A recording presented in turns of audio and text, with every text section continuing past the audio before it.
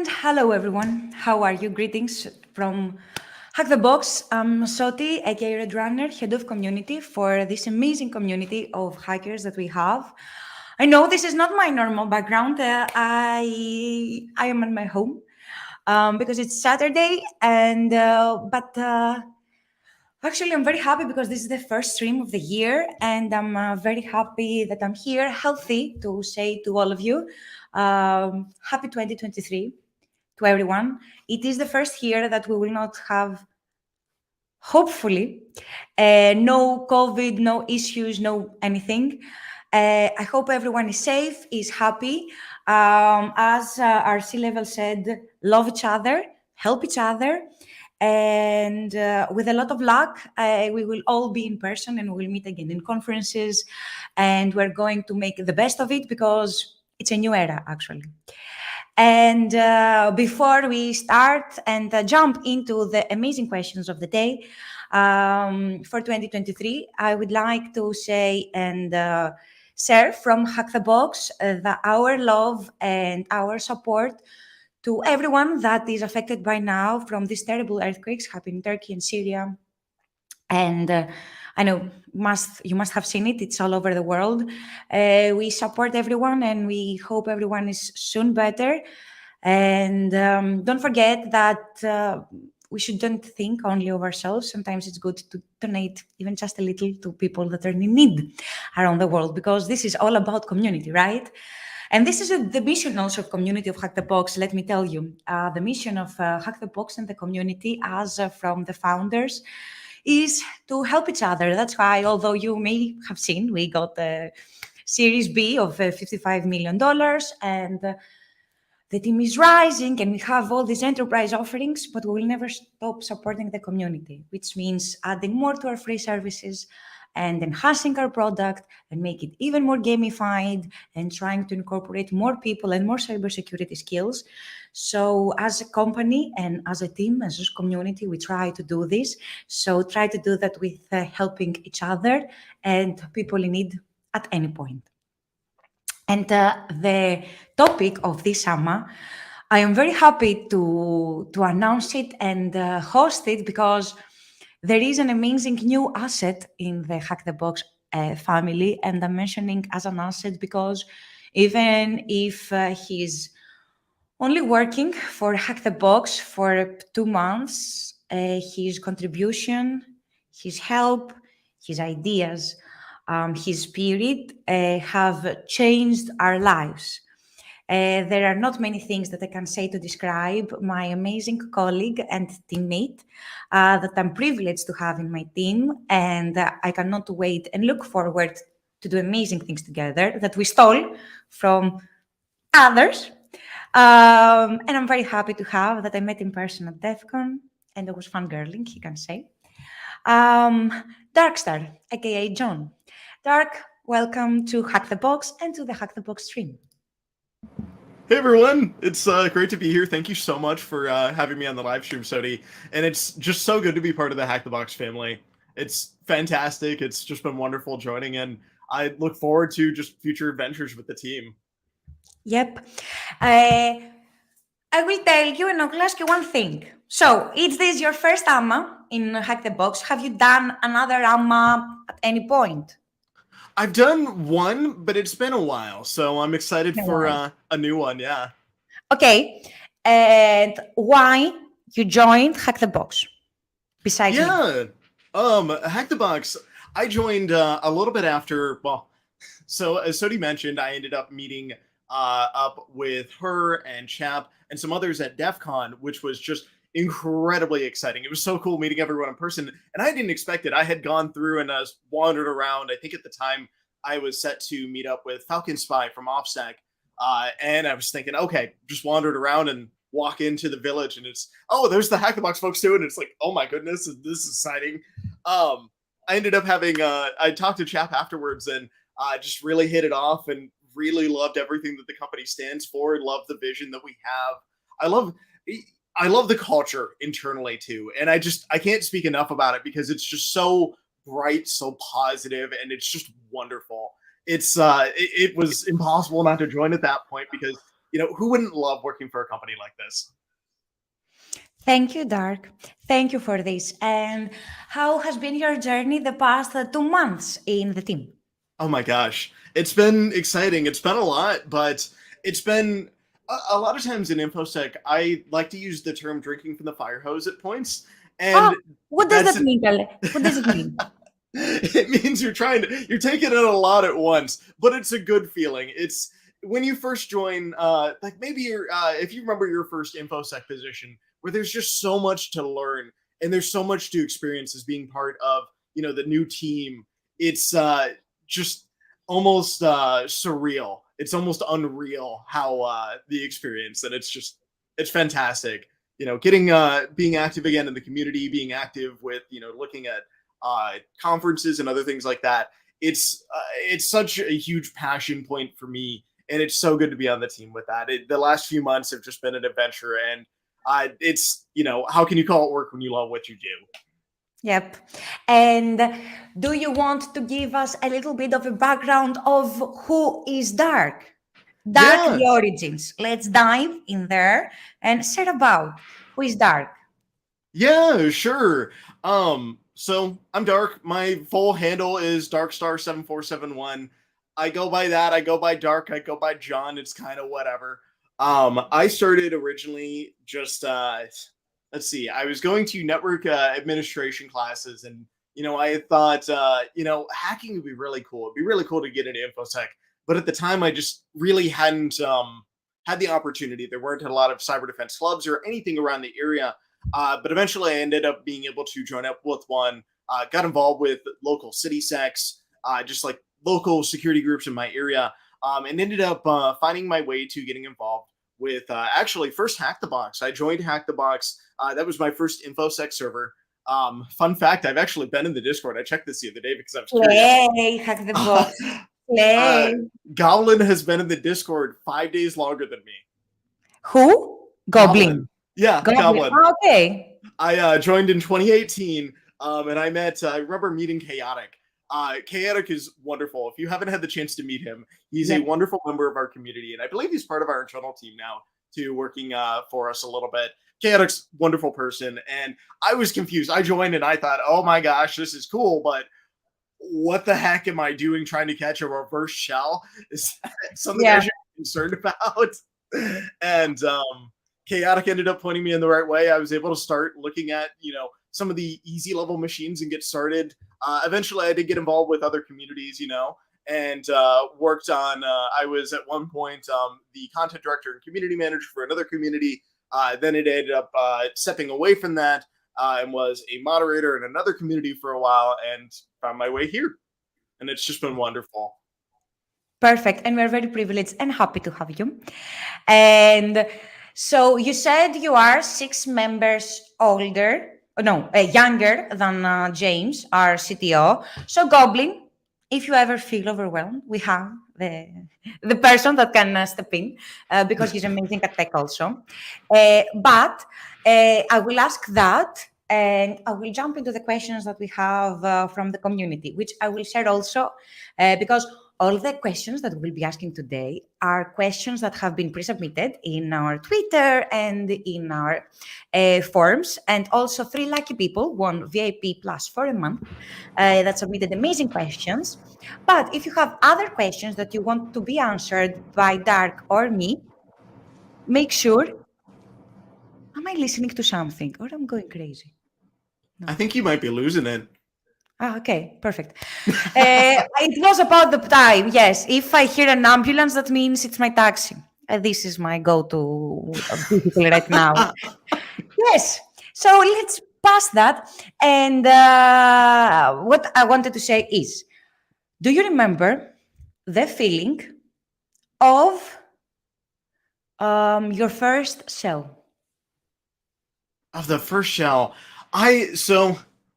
I went through, and this was when I had first joined the Cyber Defense Club, and I knew nothing of what I was doing. I ended up, ironically, I was using Parrot at the time, where I had been told, okay, here, let's install Parrot, let's get you set up, and get you in front of, a workstation. and I was given, I think, another just a box, I think off of Hub to go and poke at. I didn't really know what to do. I hadn't used Nmap or any, basic services before. This was my first foray into hacking, and the club president at the time, where man, I forget where Jacob's at now, but wonderful guy. He ended up walking over and he sat down with me and showed me how to make that first shell and get to that point. And when I've had that first shell onto the other computer, it felt magical. It's Okay. oh my gosh, it's unreal. The first time that you get into another computer that, it's, I always tell people, it's fun to pretend to be the bad guy a little bit, it's a neat part of our jobs. And it was Yep. just, incredible. And if you ask me, at least when I was at Kala, first of all, that the first time that you interact with Nmap, you get also a shell. I do not believe it, although you are too much of a genius. So let's wrap up the discussion, guys. Which is amazing. No, I remember that I was kind of the same. I was in computer science school, and I think I have said it a million times. I was in computer science, and then they had teach us something about security, and I'm like, what? Can you be paid in order to break stuff? This is amazing. Right? Yes. Like, who cares about development? I will break everything. So this is how I started with hacking and penetration testing. But I started, no. For someone, it's not too late to ask questions. Drop your questions here in the chat. And if are not included in the things that we're going to answer in a few, your questions will be picked in order to be answered by me or Dark. So I will start putting some questions, which the first one is, how are you? I'm doing well. It's a nice sunny Saturday morning here in Iowa. And, I, this is a bit of a weird diversion. I really like waking up early, so this is wonderful. I always feel like I get more done with the day, but no, I'm doing well. How about yourself, Soti? How are you? I'm great. I'm perfect. I'm very happy that, first of all, that in a few weeks we are going, all of us, to meet together at New York, and I'm going to meet all of you. Something cool. I don't know. Some people might know. I have a dog now. Her name is Proxy, and she's adorable, and we get to train her. So, of course, I'm very, very happy. And, of course, I have an amazing team, and Hack the Box is always very supportive, and we have amazing plans ahead. So, couldn't be happier and more excited. Yeah. So, this is me. And I cannot understand the second questions. You have to explain. Okay, so Sir, this is a Dennis. What are you doing here? Sysmix 73 is in chat. Okay. I know for a fact he submitted this question. I used to stream and make content for the other communities that I was involved with. And this was a joke that would come up when I would stream, and it's a joke that would come up in the community. And it's a explain yourself question. We would often joke about people standing on the counter at Denny's. This was based on people getting obsessed about a sauce a while back. I forget specifically what it was, but there was a video of someone standing on a counter and freaking out. But on a more specific note, we included this to talk about what I do at Hack the Box. Okay. So at Hack the Box, I am a community specialist for the US. I kind of describe myself as Roadrunner's counterpart for the US, more or less. I will be traveling to conferences. I will be arranging sponsorships, helping with events, live streams, as you can see. It's a lot of the capacity that I've done previously in community management, working with the Discord, all really exciting things that really focus on the culture here at Hack the Box and really helping make Hack the Box where it already is, but even more so making it one of the best places on the internet. Yes, the best place in the internet. Very nice put. If someone from our marketing team is hearing it, let's write it down. The best place in the internet. Thank you, Dark. And how did you start it in the community? Yeah, how did I get started in the community? I mentioned a little bit of this with the meeting Chaotic, but really I got started in the community at large by joining that cybersecurity club, and really furthermore joining my local information security group. I at the time had been told about it was Sec Iowa City that I live not too far from, and I had heard, okay, this is an event you can go to and you can listen to people talk about cybersecurity. There is you can buy drinks, or there's usually free drinks, and then you can have pizza there too. And I was a college student at the time, so naturally free food is free went food. for the food or for the hacking? I went for both because I figured I might not understand what's going on, and I might not understand what they're talking about, but I have free pizza and I'll be in the environment and I'll get it eventually, right? So I kept going. I love the atmosphere. It was very much city secs and local security groups have a tendency, and they hold a really special place in my heart, where they become just very goofy, and a lot of times you'll spit. There are a lot of local security groups that will play games like Spot the Fed, jokingly, of course, and they'll have very goofy talks. Like we've had ATM hacking talks, voting machine talks. I've been inside a couple of voting machines. That was a while ago, and I didn't know what I was doing, but they were cool, and things like that. And it really lends to the culture of city secs. Wait. Have you hacked an ATM? Even via a workshop? I've done the workshop. I've gone through, and at one point, we had an ATM actually in one of the offices, one of the places I worked beforehand, and there were button combinations you could press on the front, and the ATM would just spit out free money. So we had a bunch of play money in that. And it was the free money are actual money. Well, if it was loaded with real money at the time, it was an actual administrator passcode that you could enter in to like the pin pad on the front, and it would spit out a ton of free bills. Well, DM me model of ATM and see you in Costa Rica. Wow! I think I have heard also a story, Dark. Once, my previous manager and a mentor in my previous work, he was telling me about the story, how they hacked an ATM through the hijack is called, like the one that you put the earphones in. This kind of what? That's nuts. This is nuts. I know. And he was telling me about it, and I was freaking out, like crazy stuff. Like it was their only way to get in. And yeah, so I still remember it, and I'm like, oh my God, I wish I was able to see something like that. Yeah. Like hacking an ATM and making it spitting out money. Crazy thing. Oh my gosh. Yeah. You see some of these things, and that's part of the magic of being in hacking, being in infosec, is you get to see these devices behave in ways that you never thought that they could. And you get to see them do these wild things that you think are just out of Hollywood movies. Yeah. And all of a sudden, oh, that's an ATM that's spitting out $100 bills in front of me. Okay.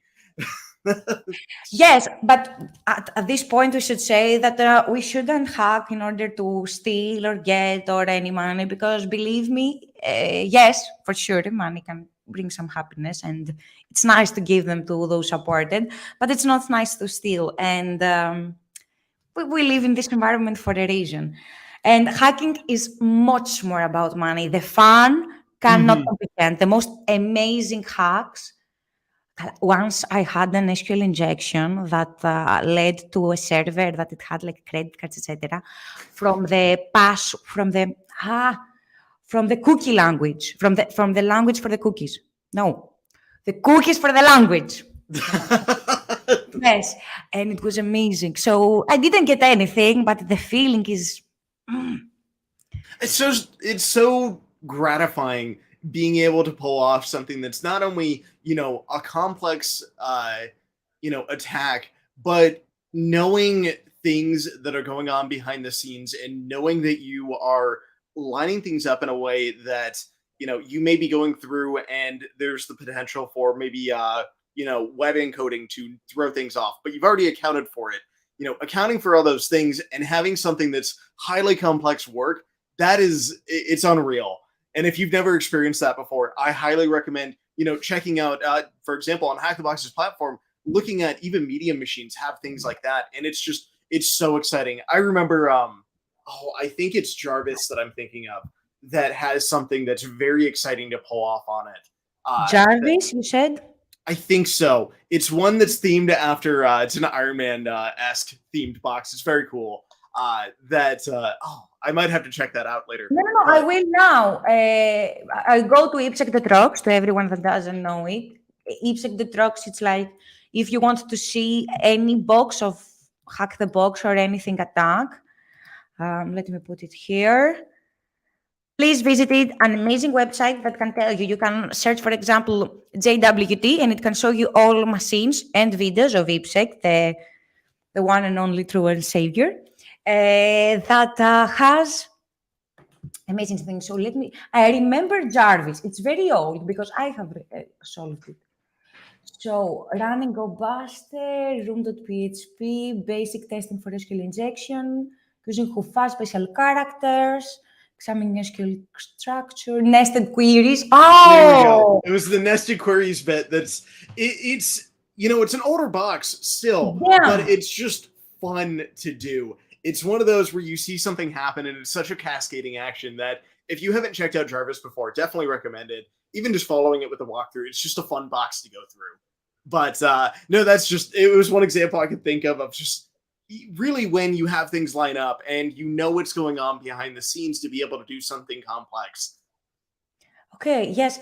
Nested queries are amazing, and be able to bypass that, it's next level things. How did you remember it? Okay. So that means Jarvis is also one of your favorite and all-time favorite boxes? I think so, yeah. I love the theming in that. I'm a big believer in when I had previously made boxes, I really like creating a story with it. I will add little things. One of the boxes that I made in collaboration with some other wonderful folks was Light Cycle, and that is a Tron themed box. It's oh my goodness, has just little Easter eggs all over the place. Like the different users are named things from the Tron movies, little things like that shows that you care and understand like the source material to the point where you can really adapt that and make the box make sense. I like envisioning that I'm creating something that would have come out of that building, that fictional world, and I'm bringing it into a space where we can use it as a testing environment. Really helps make it feel more alive and more interesting. It's just such a fun experience. Yep. And my boxes, my favorite boxes, I think they divide into categories. The ones that I like the theme, like I don't know if Makelaris is watching this, but shout out to Makelaris that creates those amazing themed challenges with amazing UI. And one of them is image talk, love talk, etc. That is adorable.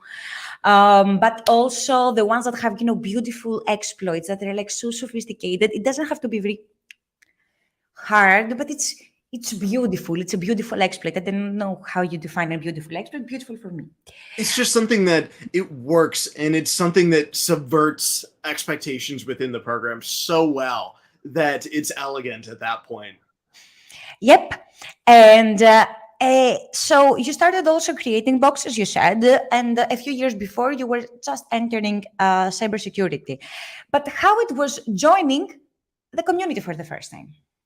It's joining the community for the first time is always really interesting just because the cybersecurity community is so diverse and so nuanced in many ways. I'm trying to think of a good way to capture it. You join and it's such an exciting community. You never really know who you're going to run into for the first time, especially if you're joining like on, the Twitter community or joining, depending on the Discord community that you join in. For me, I joined in and, a lot of it is just saying hi and being friendly and, asking questions that you can show that you've done the research. And for me, it's just, I remember it being very welcoming. It was very exciting to join in and you think to yourself, oh my gosh, I'm talking to people that are hackers. What is this? And it's the coolest thing ever at that point. And so you enter a place full of hackers and how... So I will dig a little bit in this question. So I'm a newbie, right? Yeah. Join Hack the Box Discord now. There are many channels that I can check out. It says Starting Point, it says Academy, etc. But How do you suggest a beginner to involve and evolve through a community? Okay, this is a big, but how to start Yeah. how to get involved in the community and rise in the skills. Yeah, that's a great question. Um, this is going to sound a little bit of an interesting answer. A lot of people think the first time that they get involved with the community, it should be asking questions in support chats, and that's not a bad thing. That's a great way to get involved. It's a great way to really establish yourself as someone that's interested in learning. And a lot of people don't realize this, but other community members, they do notice that you're putting in effort. They do notice when you're going through and studying, because we'll see people, time and time again that are earning these certifications, going through and doing these activities. And that's just cool to see. We love seeing that. Even just speaking as a general community member, I will notice that when I'm in chat, and that's cool. You really want to encourage people, and that's one of the hallmarks of the infosec community. But I recommend a slightly different approach. I'm a big believer in general chat, and general chat can be a mess. But it's a beautiful Okay. mess. It's general chat can be a great way that you can jump in on a conversation. Maybe people are goofing around and talking about maybe a new exploit that's come out, or maybe they're talking about even just a game that's slightly related in that hacking ethos, in the hacking space, because there are different games that come out. For example, System Shock is coming out, the remake's coming out soon. That's probably going to be something that you see people talk about in these communities. Joining in on those conversations, it's a lower barrier to entry. And I'm sure you've seen that, Soti, where that low barrier to entry really, having that safe space to enter in, it's so important because you feel more welcome. And in those conversations, if you're able to talk about something that you know a little bit more about, oftentimes it means that you're able to talk to people about more complex things.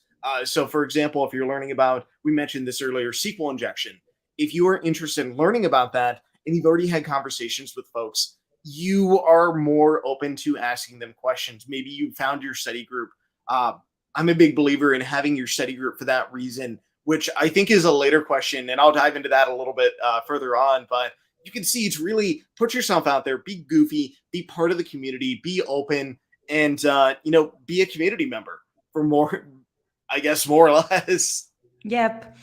And I will add to that, I couldn't agree more. Not just from a general channel, but from anything. I understood that you can be part of the community and be a hacker when I joined Hack the Box, because I understood that I will never be the best one. So I shouldn't beaten up myself if I'm not good enough. So enter the channels, ask questions in the general channels. Of course, they will ask, they tell you to try a little more and think outside the box, and like, do not have the answer right there on the plate, but everyone is there to help you, because this is the huge change in the hacking ethos, as you say, in the hacking culture. Back in the days, it was like no one is sharing anything. There are some IRCs, something is going on, but no one really knows. However, now it is much more different, because Yeah. yes, companies want to make the training accessible to everyone, and also at some point get money. Yes, that's a part which makes it so accessible. But also there are people that they want to help with the knowledge that they didn't the other have. And this is the great part of hacking culture now, that everyone is sharing and is open. And if anyone thinks, for example, oh, okay, it's a hacking conference, why it could be fun? They're extremely fun, because there's always people that want to help and be there with each other and for each other. I think you hit on something really interesting there, though. It's sort of this part of the hacking culture that no one really wants to see anyone have to suffer through. If they struggle to learn something, no one really enjoys that in the hacking space. It's just not part of our community. Sometimes there's a little bit of, yeah, you need to put in the effort, but it's never, oh, you need to go suffer through this. And that's something that I found is really striking about InfoSec. And I love it just because you find that in certain hobbies and certain interests that it's going to be a positive community. There's a lot of like crafts communities that do this too, that you can get involved with like a different hobby and you can tell that they care about having people in that hobby. It's not something that is being gate kept. And if you are willing to put yourself out there and willing to put in just the base amount of effort, you can see that, and it's going to be paid back to you tenfold. I'm sure you've seen that though, Soti. For sure, I have seen it. It wasn't like that. Oh, 10 years ago that I started this thing. I'm old. Perfect. Yes, I started at 10. Yes, it wasn't like that, but it's getting better and better and better. And I'm also a runner and a yoga, etc. You always want to show to people a few ways Exactly. to hack, to do a little hack in order to try. Yes, you will in order to finish the marathon, you have to do it by yourself and to do a pose. But there are other people that are going to teach you a little bit of hacks and tricks in order to become better sooner. Well, it's all those little like shortcuts that you get by being immersed in the hobby. That's what people can teach you in infosec. It's different. Oh gosh, what is it? The network layers of the OSI model. Everyone has their different way of like, please don't send Pete for donuts or things like that. That people have different ways of remembering these things, and you don't get that through. Sometimes you miss that from just reading the training material and just talking to people, joking about what you're doing, saying that you're struggling with something in chat, and maybe talking about it, just venting a little bit. Sometimes that's just the trick to learning something new. Yep. And by that, and getting involved and trying to find more people with the same passion. So how someone can get involved in the local HTB meetups or in any local community if we do not want to make it a little bit HTB branded. So let's start with HTB meetups, but what do you suggest for a local hiking community? How someone to get involved? Yeah, this is a great question. This is actually one of my favorite questions. It's on the list because getting involved with your meetup, finding your local hacking space is such an important thing. If you haven't gone through and done that or haven't explored it at least, I highly recommend it. Go through this weekend. Take some time today. I can promise you there are cool people around you. And if not, maybe something like this doesn't exist. That's your opportunity. Go out there, make a name for yourself, be involved. Just because it's something that I can promise you it's going to be a rewarding experience standing up something like that. I'm a big believer in looking on sites like meetup.com. That's usually a great way to find meetups in your area. I make it sound like a sketchy ad. No. It doesn't have only of Hack the Box meetups. It might have other kind of meetups. Type hacking, cybersecurity, Vue.js, whatever kind and area, you find your group. And I have been to meetups not only about hacking and cybersecurity, and this is how we started them in Hack the Box. For other stuff, other interests of mine, for like dev and yoga. Yes, for these kind of things. Or before marathons, they had meetups in order, to meet and have like training buddies, as you said before, because a training buddy, which we supported on our Discord. It's something that can really benefit you. Mm-hmm. So thank you for this. And Yeah. if someone wants to start a community, because he's oh my god, or she, so if someone they are very keen to start a community, how they could do it? So you can even start this with just simple ways. A lot of times I recommend, find a couple of people that you want to go and study with, you want to go work with. A lot of times, so I mentioned this earlier with study groups, and I'll touch on this just briefly. It's egging each other on. It's wanting to push yourself further, because when you're studying with other people, you can have friendly competition, and that's fun. That's fun to go and do a CTF with your friends and see who gets the most, challenges. And then, you can explain it to your friends after the fact, but you still have bragging rights beforehand. You know what you did. You did something really cool, and maybe your friends didn't know that, but they do now. But you solved the CTF challenge before them. And you can go through and do these challenges off of CTF time, do retired boxes, unhack the box, look at academy content, doing that together with your friends, even going through and just starting maybe at your local library, go reserve a room. A lot of libraries have the ability to go and reserve a room for free for maybe an hour and a half. That's your meetup. You can go through and advertise that as a meetup. A lot of times those local spaces are comfortable with that, and you're going to meet cool people with that. As long as you're willing to, put yourself a little bit out there, you can start a meetup that way, and heck, reach out to us. Say that, hey, I want to make this a Hack the Box meetup. Even better, because we can support you. We can go through and really, help you find your footing in that way. And now you're not necessarily in it by yourself. You're there with your friends. You have Hack the Box there, and you're doing something just flat out cool. Meetups are something that a lot of people don't realize this. Meetups are about soft skills, and being able to host a meetup, being able to start that shows a lot of bravery. It shows a lot of leadership. It shows a lot of dedication. And in hacking, it's funny because a lot of times the technical skills will get you a lot of places, but the soft skills are ultimately what matter. A lot of times I'm at work and I'll say, it feels like I've just called someone's, told them their baby's ugly when I tell them that there's something wrong with their app. And, that takes a lot of drive. That what I'm really getting to is meetups are something you can put on your resume. They're I like the idea of a portfolio for hacking where you can talk about reports you've written, write-ups you've done, showing your work. It shows that you're a professional. And especially if you're new, hosting a meetup, that's something you can add and you can advertise that. And I can promise you'll probably find a position from having started that. Yes, and you don't have to overwhelm yourself. First of all, not only from Hack the Box, we support you in order to run them with various ways, with servers, VIPs, vouchers out. But also, you don't have to, you can do, hey, I want to start a meetup in Athens. I am a cybersecurity professional. How can I start? Who else is interested? So the rest can help you. You can say, I provide the space, or we do it online. Who would like to be a teacher? And this is how I met some of my best friends till this day that are crazy hackers all over the world. And we started together studying at my father's office, who is an architect. So I will go to the next question. So there is a huge plethora of things out there.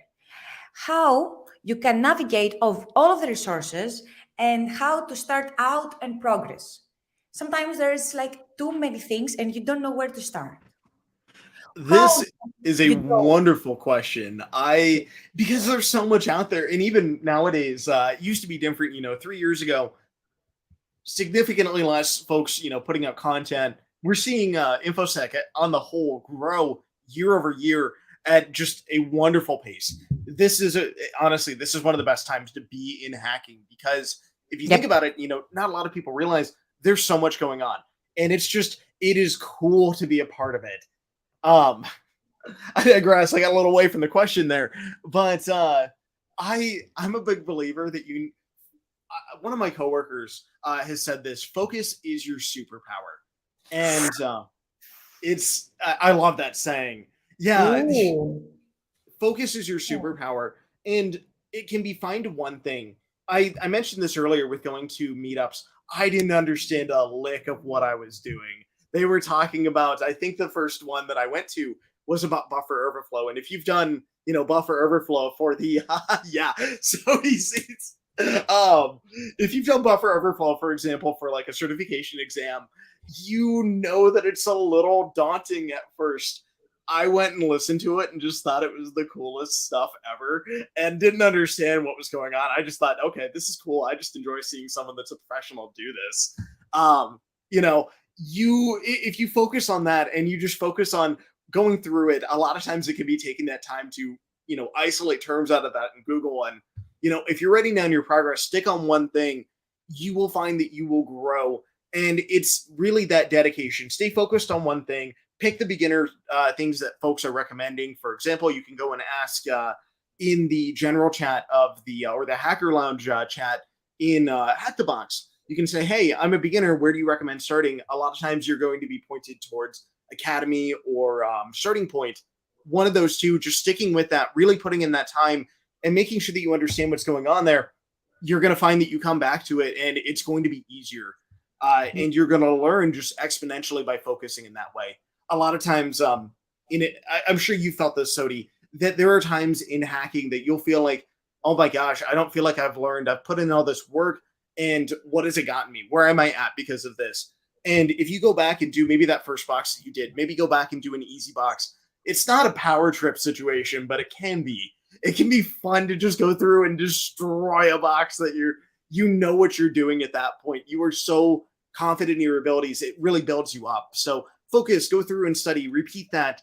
All of that is just really good stuff. So did you have anything you wanted to join in, add in on this? Just because I'm sure you have some insights of your own. Well, so first of all, you have to accept that you're going to fail. For a person, that's also, they ask me what is my favorite number. I say one because I'd like to be the first. It's not very well, and it didn't go very well with anxiety, etc. But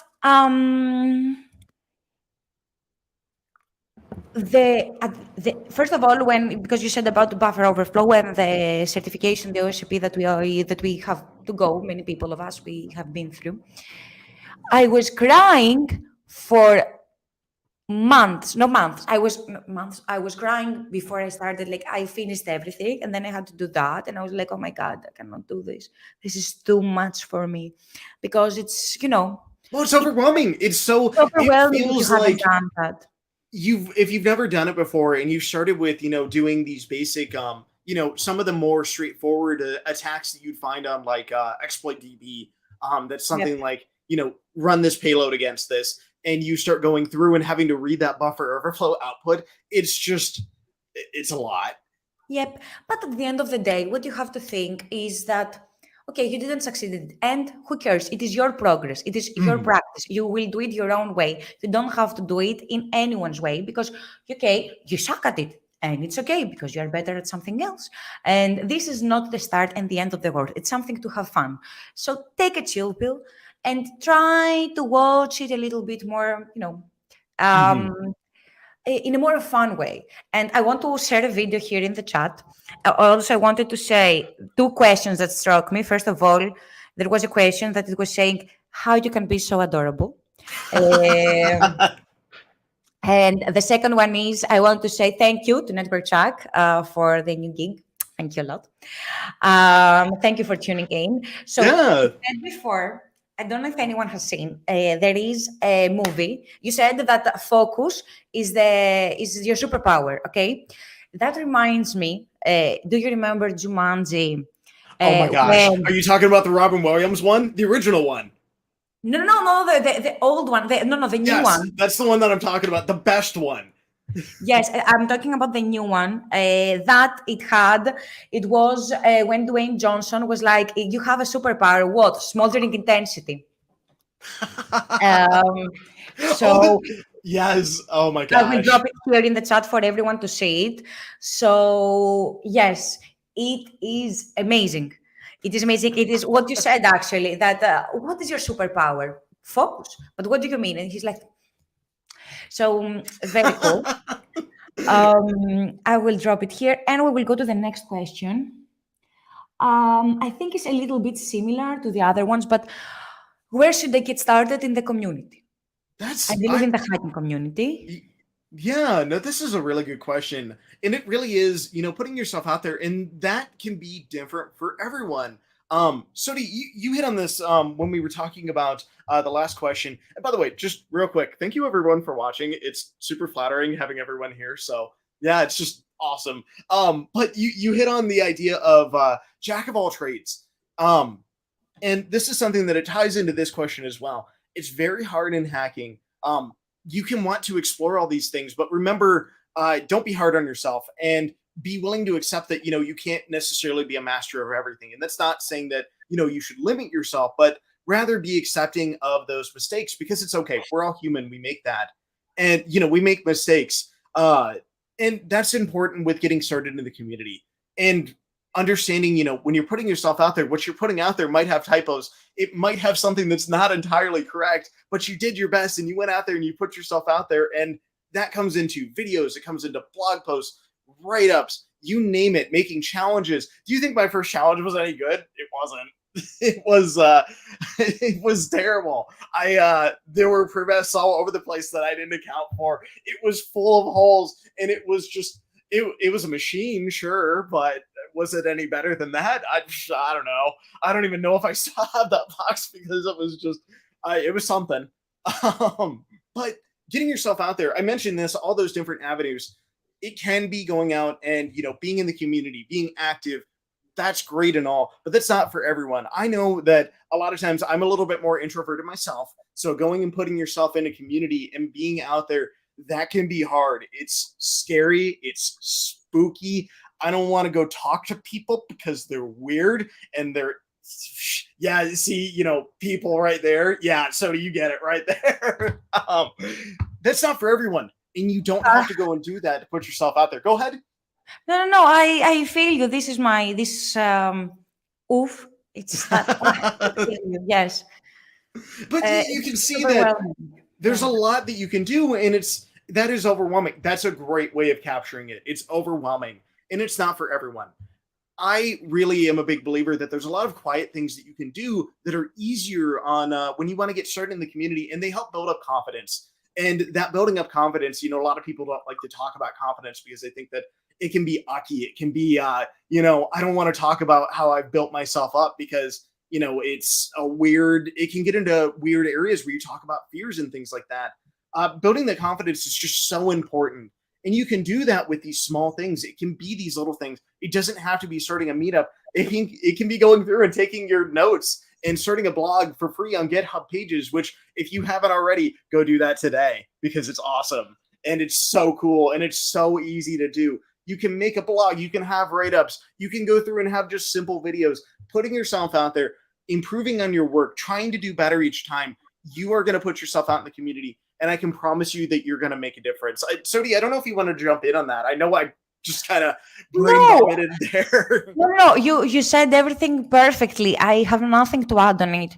Don't be shy. Why? Who do you think the rest of the people are and they are better than you? So for you to be shy? No. You worth it. As Paris Hilton says, don't forget you're a princess. So... Yes, that's hot. So always try to bring there your A game and try to be there. And maybe you fail. Okay, who cares? None is perfect. How much they're trying. And do not let anyone get under your skin. Oh, you didn't make it. Oh, you were a little bit like that. Okay, let them be. If they do not like the way that you talk and the way you interact, perfect. You don't have to be friends with everyone in the world. That is impossible. And also only vanilla people can do that. And you are not. You're something better. That's why you're a hacker. Exactly. You hit on a really interesting thing there. And with folks, if anyone's criticizing you for your failures, a lot of people, this sometimes doesn't click for folks when you're in a setting that you're talking with friends. You do get to pick your friends. And if your folks that you're hanging out with are criticizing you for your failures, that's a pretty bad thing. So I just wanted to jump on that. I know that's a bit of a divergent, but it's something that's really important for folks, and especially in hacking where failure is the norm. You can ask folks that have seen my old live streams about RSA keys. I didn't realize that you can't have white space at the start of those. And there was just a little bit of white space, and naturally the key did not work at all. So you have about a 5-minute clip of me messing up and failing to understand that there can't be white space in front of that. Oh, I have moments of failure. Wow. But it's part of the journey, right? Exactly. It's what makes it so worthwhile. Exactly. And catching on that, how someone can become a useful part of the community, not only how to start, but let's say I am amazing. I know everything. I watched this video because you have inspired me and I am very good at a topic, let's say blockchain or reversing or something. How can I give back? So this can be in a number of ways. One of the easiest ways to get started, and this is probably my favorite way that I really like to encourage people to explore, is being a mentor. And that's not being a formal mentor. You can go through that route, but really being there to help others and being a positive part of the community, really focusing on making yourself you want to be out there. A lot of people, they're not going to remember what you necessarily taught them. They will, it's not that they're going to, have it go in one ear and out the other. That's a me thing, I promise. They're going to remember how you made them feel. And being positive, being part of the community and being there and just being a smiling face, even if, just trying to be helpful, that's such a good thing. In the Hack the Box Discord, one of the best ways you can really get involved with the community there is being a mentor for others. And that's not necessarily formal. It's going through and maybe you've done this box and you can give them just a little bit of a hint of a nudge of the right direction. That nudge, that idea of, just a little bit of a prod in that direction. Sometimes it's a prod, sometimes it's a nudge. It's just such a small thing. And you were such a positive part of the community with that. You would not understand how important that is, being able to give nudges to folks. There are times where I will go through a box and I need a nudge. And there are kind folks that have put that out there, like in the Hack the Box forums and things like that, yeah, I'll go through and use that. And if that didn't exist, the community itself, what is the community at that point? It's so important. It's like the glue. Oh, nice. Yes, it's the glue. Oh my God, this is such a poet today, Dark. Yes, community is the glue between hacking in yourself and make it a little bit not only tangible with skills, but also tangible with feelings. And putting in here hacking, it's not ever going to let you go. And since we're talking about Discord, are you bothered by people asking questions all the time, or will you be mad if someone has no idea and asking questions constantly? No, not at all. I love this question. I love this question. This is actually something that I really encourage. I'm involved with a cyber defense club that is just so near and dear to my heart. I love cyber defense clubs just in general. Just putting on the soapbox, which gives me all of, 2 more inches of height. The cyber defense clubs are just wonderful. For those that aren't aware, I'm short. I am 5'6" on a good day. And that's just a wonderful day for me. Yeah. If you look on my Twitter, there's a picture of us meeting up at DEF CON, and you can see how tall I am. And it's like, yeah, no, I'm short, but I digress. Going back to the actual. Yeah, I'm tall for a woman as well. For a woman, I don't know if that sounds stupid. At least for Greece, where I am from, I am one of the tallest. So I don't know how this happened. Yeah. So, yep. Yeah, this is wonderful. It always makes for a fun conversation. With regards to questions, I realized I deviated from the question here. I love it deviated in the best way, of course. I love folks asking questions. Asking questions is so important. If you are not asking questions, you are not learning.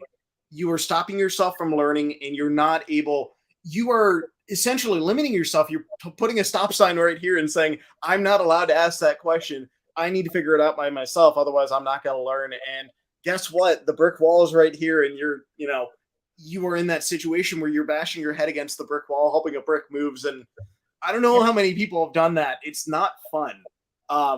It's probably about as enjoyable as licking a flagpole in the winter. Exactly.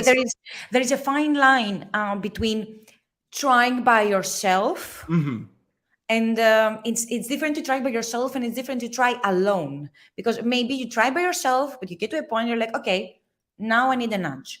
But it's different to say I will do everything alone. It's kind of relating, or to not trying at all, right? Well, and think of how much faster you learn because of that, because it's learning with guide rails versus learning and doing explorative learning. It's not to say that exploring isn't fun and that you're not going to learn, tremendous amounts from that. There are times where I've gone through and I'll attempt to do a box 100% blind just off of my own research. And I can tell you, I learned a lot of things that don't have anything to do with the box, but I remember those because I went through and learned them myself, and I had to try that. You learn so much faster. And, there really is, there's an art in asking questions here. There's an art in knowing what kind of question. It's like knowing how to Google well, because a lot of people don't realize that is a skill, because you're going to find what you want a lot faster. If you know how to ask questions, if you know how to demonstrate that you've gone through and done the research and explored a couple of these avenues, if you put that in and demonstrate that, people will want to help you in spades. And they're going to root for you. There are people that I will see that they're learning, and I can tell that they're excited. You can always tell when someone's passionate about learning. And I'm in the back just thinking, that's cool. I'm excited for them. It makes me want to go and learn. It makes me want to go spend time. I'm sure you've seen it too. It's exciting. It's invigorating seeing people put that time in, especially a lot of times in the evening when, It's harder. You're doing homework outside of school, outside of work that you don't have to do, but you do it because it's fun. Oh, exactly, because this is what it divides the passion and the job. Mhm. And so, this is a very interesting question. What do you think are the biggest limitations that new hikers from foreign countries face and how overcome them? How to create countries in their own language, or in general, how they can break these barriers? Yeah, this is another one of my favorite questions that I had seen that we had come through with the Google form. This is a wonderful question, and in my previous experience, I've worked with a lot of hackers from countries such as India or other different areas where hacking may be a little bit newer in your community. It just depends on the community that you're in, and a lot of that is being willing to put yourself out there.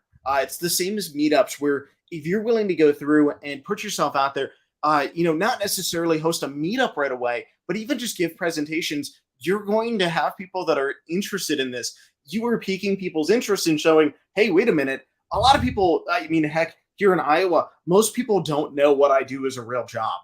Most people don't know that you can go and be a professional hacker and that it's one of the coolest jobs on the planet. Like, what Yep. we do is just awesome and it can't be understated. I Eh, mean, for I'm sure. me, it's awesome, yes, not only because I love hacking. I believe for me, hacking it's like running or whatever food, especially food. Mhm. Because I couldn't live without it. And having to do that as a living and working actually for Hack the Box, one of the best places to be, it's not very easy to find. But something that I would like to add to this question, if you have concluded, can Yeah, I? no, go for it. Learn English. I cannot stress something more because there are so many people out there. Yes, it's amazing to create a community in your own language. And there were many times that the people asked us, can we create a server for our own language? And it would be amazing if we could pull that off. But it's very difficult, first of all, to maintain, to have a moderator per language, because Mhm. many uh, countries of the world speak the same language. But what you get to miss is the intel of people from around the world and what they have to tell you, Mhm. because they have a different culture and different way to approach things and different way to anything. So trying to find, I know maybe it wasn't English, maybe it was Spanish, maybe it was Greek. It's not about the language, since this is the common language that most people use it. It is difficult. Many of our hackers in Hack the Box have not studied English, and they have learned it from hacking and from Netflix and from whatever TV series, and try to use that. And it's nice to be in your comfort zone. And of course, everything hits different when you speak in your own language. But you get to miss some of the most exciting people that are out there, because your country has maybe 15 million people, but in the world there are, I don't know, Mhm. trillions. I don't know how many there Yeah. are. But yeah, so try to break the barrier and put that in yourself to try to learn a little bit more English and try to get involved more into foreign communities. There are meetups that are not and in our Discord, and meetups that are not. They are called Meetup Netherlands. They are called Meetup France. I think the French one is done in French, but there are meetups in Bogota or anywhere else. So if you speak Spanish, you can join anything, or any of the Spanish speaking groups. Or if you are in Ottawa, the Ottawa group, but you are in India, you can join it because you can understand it because it's Mhm. English. You hit on a really good point, though. There Yeah, are local groups that I am kind of a remote member of that you would be surprised how welcoming these groups are. They're just excited to have you there. They're just excited that you're there and want to learn about hacking. They think it's the coolest stuff ever. That you exactly. can mention it to them and say, hey, I'm not in your country, but I'd really, really like to join your group. Is it okay if I tune in and join virtually? Seriously, ask it. You would be surprised how many groups are so welcoming of that. And Soti, you mentioned something, the comfort zone. Hacking, and I mean growing in general, but really hacking is about pushing yourself outside of your comfort zone. when was the last time you learned something being in your comfort zone? There you Oh, go. that is amazing. Because what you said, we had recently leadership training in Hack the Box, and they were mentioning that the things that you learn are once you step out of your comfort zone and in your routine. This is when you learn. Amazing, Mhm. Dark. Yeah, and it's really, if you're willing to push yourself, your comfort zone doesn't have to be like, a mile, like, an entire kilometer long. It doesn't have to be this huge swath of like, you don't have to go and say that I'm going to go and skydive today.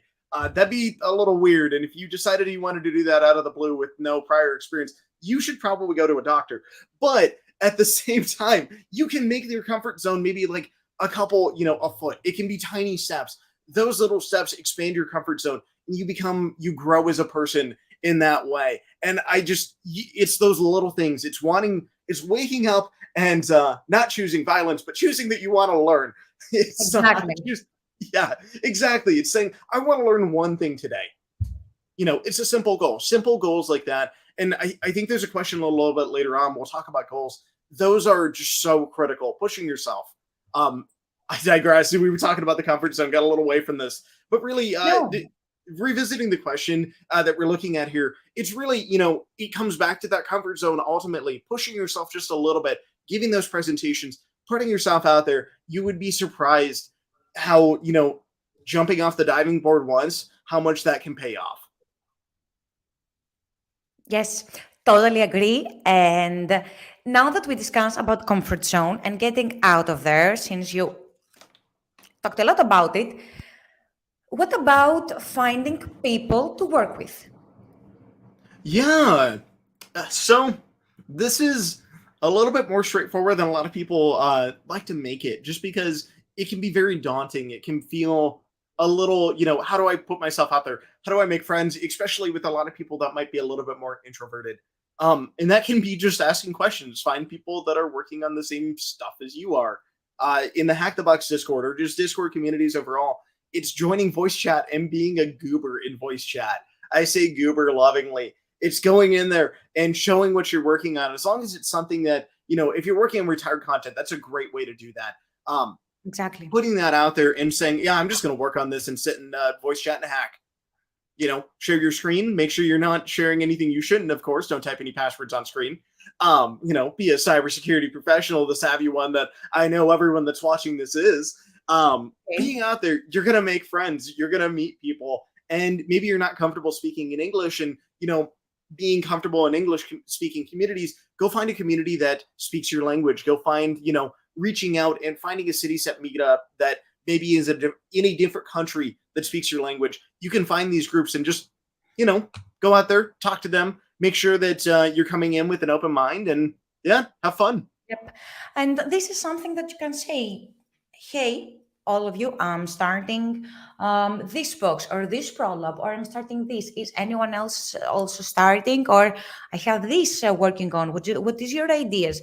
And this is that I have seen a lot happening in our server, people joining or people from the company joining in order to, spread the wisdom.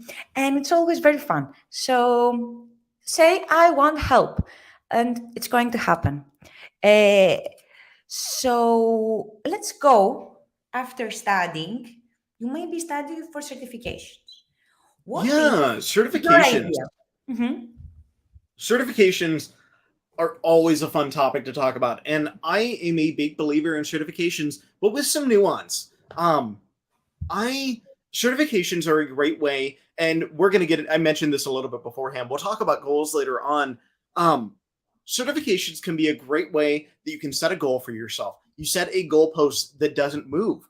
You can work towards that, and you can look at what other people have studied to work towards that goal. And you really set yourself up by getting that certification. You kind of prove to yourself, and you can say to yourself, hey, I've done this. I am an experienced hacker. And it doesn't have to be anything complicated. It could be a basic cert. It could be Security Plus. You can go out and get that. And you've proven to yourself that you know that material. You took a certification exam. You got a cert. That's just cool in the first place. You're setting yourself up. You're moving the foundation that you're working on up and up and up. And sooner or later, your foundation, where you started is going to be down here. And where you're at is so far up that you're never going to believe, this journey that you've had. It can be magical when you're just letting it happen to you in the moment. I'm a Exactly. big believer in certifications, and a lot of people have trouble, knowing when to look at a certification. When should I work on that? I find certifications often are this balancing act of the certification itself and then experience to go along with it. You can get one, before the other, but certifications are a really great way that, for example, for myself, I'm someone that's working to really better myself in the cloud hacking space. I Okay. can look at certifications and say that I'm going to work towards this, and then I can also build up experience doing this lab or doing, other activities that they go hand in hand. And it really, having that experience and also working towards the cert really adds credence. It adds a lot of value there because you're no longer going through and just earning a certification for the sake of earning the certification. You're going through and doing labs. You can create write-ups. You can go through and, if your work is offering you the opportunity to have work experience in that area, you can go through and match it up with that. I'm a big believer in getting certifications as a goal set, and then also Mhm. using that to really pace yourself and really understand what you need to do to work towards a goal. Sodi, I don't know if you wanted to jump in on that at all. No, I agree. And I don't agree. Well, I totally believe certifications are a way to prove your knowledge. However, it's not the only way because Mhm. there are many people that have done everything they can and they have succeeded and maybe they have failed and everything. But at the end of the day, it's always a more of a romantic. It's always the journey. And don't forget that you can have Hack the Box, which is an online profile or any other training Mhm. company. It's not to say Hack the Box is amazing here. Whatever it says your progress and how much you tried, it means something. But yes, as you said, certifications are amazing in order, to put a goal set and say, okay, for this year I will focus in web exploitation, I will take this and this and this. No, I want to start in penetration testing, so I will get a CPTS. And then I will get CBBH, which is for web hacking. And there are many ways to approach the search, uh, but you have to want them Mhm. and be able and make the time in your life. Always acknowledge that when you are about to do a certification, it's like doing a master, a fast master, that you have to let some other things of your life in the on the Mhm. side in order to focus on that and be ready to do this sacrifice, and then you will be rewarded. So Mhm. it's something that needs a lot of dedication and thought if you want to be done. It's not the end of the world, but it's something that it's worth. Mhm. And so we said about people, we said about certifications. But if I want to find a team, how can I find a team to compete with? A lot of times it's really a lot of the same things for putting yourself out there, and that can feel a little it can be jarring at times going through and putting yourself out there, joining the chat. As Sodi mentioned, there are times where we will see people in voice chat that will just hop in, and a lot of people will do the same just because it's, hey, someone's working on something, I might be working on the same, or I've done that before, or I'm really curious to see, kind of learn tangentially in the same environment as them. And that can be finding people that you want to be in a team with too. Sometimes this can be joining smaller communities as well. Joining smaller hacking clans that you see online that are just working to study. Sometimes you'll see CTF competition groups out of this that you can join in on, but it doesn't necessarily need to be that. It can be, I made a bunch of friends in the Hack the Box Discord. You guys want to try going at the CTF? We might not do well, but we're going to have fun. And Yep. that's really the important part. It's just find a group of friends, go be goobers. You can even try it yourself. It's just go have fun. Yes. And from the meetups, from asking, is someone local or I'm going to play the CTF? Is anyone interested in joining or can I join the server? Or many CTFs have their own servers as well. So you can join those servers and say, yo, I'm looking for a group. Can someone join me? I'm good at that. I am good at not that. So who does need help? And you can find someone. And now we are discussing about how to find a team, how you can help other people in the community to find their own way in the careers. Or I will actually alternate this question. How can I help people to get a career in cyber, and how also can I get a career in cyber? That is a really good question. Oh goodness, there's a lot to unpack here, and it's all really good stuff. So Answer it with one word. oh gosh, that's hard. City sex, local security groups. So three words like that. Kidding. Yep. This is the easiest way to find a position. A lot of people don't realize this, but many security groups, and if you're looking to start one, this is a great segment to add. They'll have an opening slideshow that they'll talk about, how the security group's doing. A lot of nonprofits here in the U.S. You have to say like your balance, other things like that. And they'll go into cybersecurity news and then usually a job segment. That job segment, a lot of professionals like myself, my security groups, I will go and I was at one on Thursday night, one of my local security groups that I will post like job openings. Like, for example, we'll talk about openings in like, my different workplaces. For example, I'll post openings from Hack the Box in there and say, hey, come join me. I work at a cool team, and you'll see internship opportunities that come up through that. And like I said, if this doesn't exist, you can go through and start creating this space. And a lot of times there are cybersecurity professionals in your area that you probably don't know about, and they might not have the time to run something like this, but they're going to get involved in, heck, they're going to look for people that are leaders like you. And being involved with these, you can show that you're dedicated. You're willing to put time in outside of work and go listen to something that's cool. You can go and speak at these events too and really demonstrate. A lot of people don't realize when you're speaking at these events, you're in front of cybersecurity professionals. You're in front of, other hackers, defensive members, that it doesn't matter which side of cyber you're trying to get into. You are showing that, hey, I put together a professional presentation on a complex topic that I understand well enough to be able to speak about in front of a group of other professionals in my field. That is difficult to do.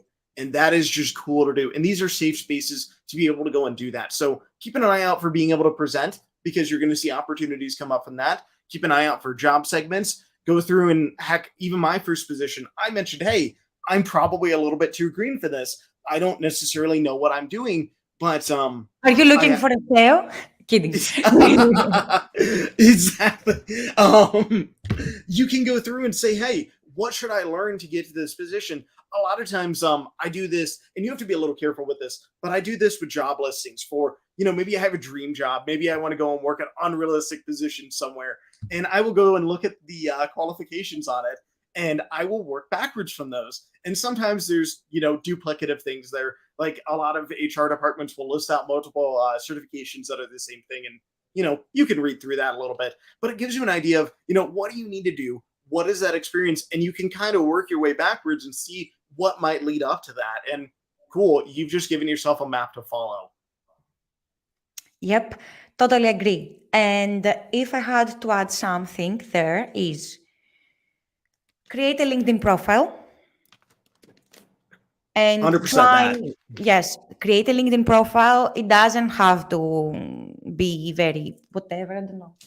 It's for your personal skills if you want to get a job in cybersecurity, and try to look there of jobs, or go to a pen tester that you admire and try to add their connections.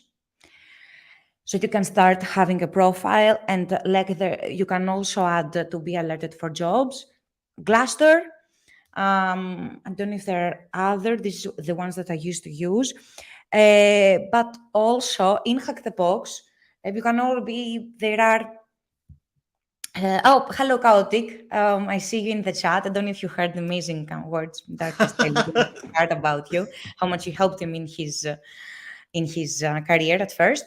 So back to the question, and yes, go on a server and say, hey guys, I'm looking for a job, or in Hack the Box we have opening jobs and I want to be notified for new jobs, etc., which is completely for free.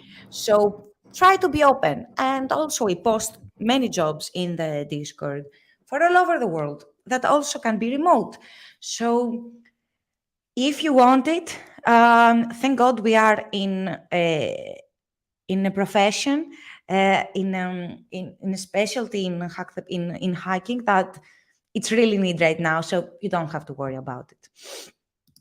And now that we discussed about LinkedIn, but what about Twitter? How can I get involved in the Twitter infosec community? First and foremost, as Soti mentioned, make a Twitter account, similar to making a LinkedIn. It's just having one and going through and go follow folks. You can go through and find people that you're really interested in following their works. You could go follow me. That'd be cool. But you don't necessarily have to. Go follow accounts for, people like Network Chuck was in here earlier. His Twitter account's a lot of fun. You can go see videos that he's making and you can see cool things that are going on in the community. That's an easy first step. You can go through and, see like John Hammond's videos, follow people that you're really interested in seeing their work. Then you can start looking at cybersecurity researchers that start tweeting as well. By following folks that are in the infosec space, it's going to change your Twitter feed. And if something eventually replaces Twitter, it'll probably work very similar to this, where it's going to shape your what you're interested in. And so the platform is going to start serving more content that's like that. You'll want to be a little careful about following, if you have an infosec Twitter account, which I recommend making as a separate Twitter from your normal Twitter. If you already have one already, just because most people don't necessarily goof around on their infosec Twitter. You can, but it's really up to personal preference. It's nice to have something that's clean and new, because then you don't have other interests coming in like video games or things like that make it harder to see the infosec stuff that you're really there for. More than that, you can start doing these challenges on Twitter, like people do 100 days of hacking, 100 days of coding. Both of those, awesome things. And if you haven't done either of those, definitely consider it, because it's such a great way to learn and really push yourself. But you put yourself out there and you start tweeting about this and just saying, I learned this. I thought it was cool. And you can say that you're just really passionate about these things, and people will start being interested. You'll start have people following you for that because they love what you're doing. They're inspired by you going and putting yourself out. You're out there in that challenge. So it's very easy. It doesn't have to be anything big. Soti, I don't know if you wanted to jump in on that. I think you're probably a little bit more fluent in Twitter usage than I am. I'm just not very, I don't tweet a ton, but. I don't tweet a lot. However, I browse every day. And I suggest what you said. Go to a Twitter account that you like, start there and see who they follow. Whoop, and then you start that, or you search malware, etc. And you go, then it starts, because after a point, they will be start posting some things, so you will be overflowed with info. Speaking of another cool person, Live Overflow is another fun person to follow on Twitter. Oh, Since you mentioned Overflow. For sure, he's amazing. Cheers to Live Overflow and his content and everything that he done. And a lot of them, Cert Bros, Pink Dragonian, from the new ones, John Hammond, Naham, Ipsec, XeroXDF. I don't want to say names because for sure I will forget someone. Who's my favorite one that does web? Oh my God. Katie Paxton Fear, maybe? Yes. Insider PhD. Katie, Did I read your mind there? Yes. I love her. And there are many people out there creating beautiful content. So we said about Twitter. I will jump this question. I will go to the next one because we kind of replied about it. And if I want to create content, how can I get started? Go mess up. Okay. Install. So getting started with the home lab. I have a blog post somewhere that's called Making the Mountain. I think it's on my blog now. I talk a little bit about like how you can get started with creating content. So if you search for Dark and then Making the Mountain, it'll come right up. Get started. I recommend installing VMware or whatever hypervisor you are comfortable with. Get started. Just try to pick a basic exploit off of exploit DB. It could be as simple as you maybe want to have a box with a kernel exploit that you give someone like the user password, and then with that limited user account, they need to escalate. Start simple. Start with one exploit boxes. Those are still really good exercises, and those are useful to have just as workshops. You would be surprised the amount of people that look for boxes that are dedicated to one vulnerability, one specific thing, so that they can go through and just try it out. Having that workspace is, I know it's surprising. you think of it, and there are a lot of times, for example, when Bluekeep came out, that's just something that a lot of people just wanted to be. I don't want to try, for example, zero logon on my own server. It's going to mess something up. I'd rather go try it in a lab environment. Yep. Try that. If you start being committed and really enjoy the box making process, having ES6i vSphere, you can get a free install from that. VMware provides free keys. You can look at Proxmox and other servers as long as it can export to OVAs. That's really where you want to be. Exactly. And also, if you want to start creating content, there are guidelines in our platform on how you can create content that you can also get rewarded if it gets published in Hack the Box. But also creating a box, creating a challenge is going to teach you more than hacking it. This is what I have seen, because it's a painful thing. It's painful. You'll learn all the ways that people get around what you thought was a secure box. You'll learn about the cleaning up process. Like, you know, go remove your user history. Go remove everything with that. You gotta go mess up, and it's all these little pitfalls that, you know, you really captured a great way there, Soti. I've learned more from creating boxes than I think I have from hacking. So it's like we did it on purpose, but we didn't. So what other ways outside hacking that you can grow? Outside of hacking, creating content, go out there, just push yourself out there. It doesn't, you know, you can make a YouTube video that has 1 view. You still went through and made the effort. You went through the motions of putting that YouTube video out there, learning, you know, kind of go and look at other content that people have made, see how they've done it before. You're going to learn so much more about hacking just from trying that. Go try silly things. Go read a book about hacking. You know, there are books about like, different hacking attacks. I have a book that's specifically on wares. You know, it's interesting things like that. You can go through and read. It doesn't necessarily have to be hacking. And hacking is so many things that, you know, social engineering, I always love to say that hacking is so accepting. Our profession is so accepting of anyone from any background, because everything, you know, all those skills have a hacking counterpart. Maybe you were a really good plumber. We're going to go with a really weird example here. Maybe you were great at doing like sync work. Guess what? You are probably a pretty convincing social engineer if you want to pretend to be a plumber. Yes, I totally agree. And I would say, first of all, that yes, hacking is amazing. And another way to grow in hacking is to get another hobby. Because sometimes you get too much into it, and it's nice to have something to unwind from that in order to go to the other and think about the other. So like maybe sometimes you do not stop, but this is how I started running. I started it because I wanted to, I stopped, I was a professional athlete, I stopped, and I said, okay, I have to start something now that I'm in computer science, because I will, it doesn't feel, I don't feel comfortable all day sitting. And I started running, and then running more.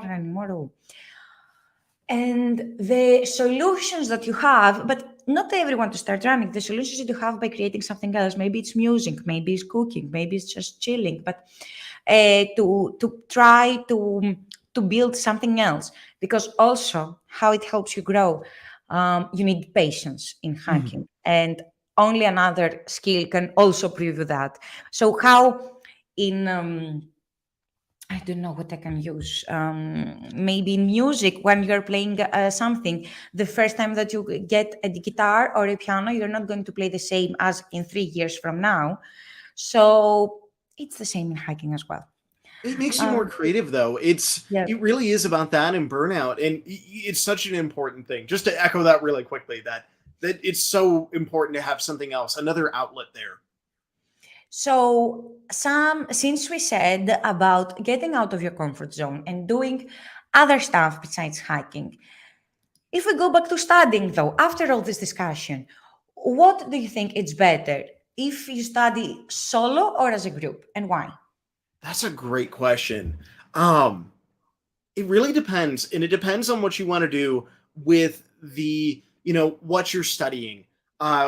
When you were studying, a lot of times it can be helpful if you are looking at something that's very difficult that you need to focus on. Again, focus is your superpower. If you find that you need to focus on it, it might be something that's worthwhile solo. And then take it to a group. Try to explain it. If you were doing something complicated, odds are, for example, I have friends that will go out. One of my friends, Kralik, he works on doing a lot of like malware experimentation and things like that. Really cool things that, it's not necessarily where I focus on. And I'll say, hey, I'm in voice chat. You want to tell me about it? And if you can teach someone else about it, you are effectively taking what you've done as an individual in studying solo and bringing it to that group setting and getting that double the value out of it. Because now you're able to show someone else that, but you have to know it well enough that you can teach it. Yep. And that's really something. And a lot of it really comes down to that. Sometimes it's just easier to focus. Exactly. And what you said, again, an amazing hacker that I used to have as a manager, he told me that you really know something if you can teach it. Yes. And if you can break it down in very small parts, that you can make it understandable to everyone. This is when you really know something. Exactly. And that can't be overstated how important that is. Exactly. And it's also fun to help because the other person might think of the ways that you never thought of thinking or finding alternative ways. Mm-hmm. And so if we go, since we discussed about the group, maybe you will find the group at a conference. So are there any specific conferences that you recommend for newbies or cybersecurity conferences in the world that you're like, you have to go there? So this is my personal favorite conference is Wild West Hacking Fest in Deadwood. Deadwood is charming. It is this old mining town, and I swear the hotel that I stayed at the first time, it was probably haunted. It was okay. It was this really old just mining hotel, and it was so charming. I loved it. It's just such a wonderful conference. That's a training conference, but I really recommend checking that out. But you would be surprised how many folks that are new that go to DEF CON. That's surprising, but DEF CON is a great conference for people that are new. A lot of times there are a number of talks, a number of workshops, villages that are centered around people that are newer in hacking that you may think that, oh, I'm so new. I've only been doing this for under a year. I'm probably not ready for DEF CON. Consider it. You probably would have a good time. This is something I really recommend just because not a lot of people, are there any conferences you really like, Soti, that are along that note? Yes. So I would say Rome Hack in Italy. Maybe it's not so much for newbies because they're very experienced, the people there, and they fly. It's in Europe, but it's an amazing conference with amazing talks. And I really love it. If anyone from Rome or Italy is watching us, ciao.